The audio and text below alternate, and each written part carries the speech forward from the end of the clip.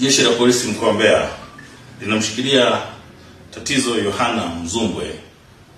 Huyu ni mkazi wa Masoko mkoani Mbeya kwa tuhuma za mauaji ya mama yake wa kambo ambaye anaitwa Mary Yohana mwenye umri wa miaka 61, aliyekuwa mkazi wa Masoko na alimuua kwa kumkata na panga kichwani.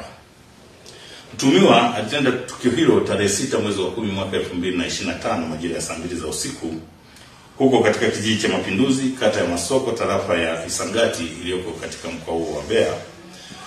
Na alimuua huyu Mary Yohana ambaye pia alikuwa ni mkazi wa Masoko na aliyekuwa mwenye ualbino.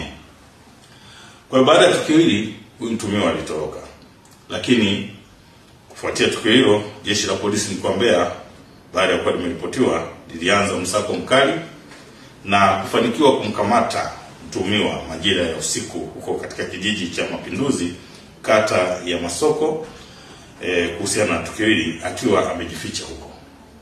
Kwa hiyo uchunguzi wa awali umebaini kuwa chanzo cha tukio hili ni mgogoro wa kifamilia kuhusu mashamba, ambapo mtumiwa alikuwa akimshinikiza Mary Yohana ambaye kwa sasa ni marehemu, akimtaka kugawa mashamba ya urithi yaliyokuwa yameachwa na baba yake baada ya kufariki. Kwa jambo hili marehemu aliliona, akaona kwamba kwanza si utaratibu wa kugawa mashamba hayo, na huyu mtumiwa alichokuwa anataka ni kuuza ili aweze kupata fedha kutumia tu katika masuala yake ambayo hawezi kusaidia familia. Jeshi la polisi mkoa wa Mbeya linatoa wito kwa baadhi ya vijana kuacha tamaa ya kujipatia fedha kwa njia zisizo halali, bali watafute fedha kwa uhalali na wasifanye matendo haya ambayo ni kinyume kabisa na sheria.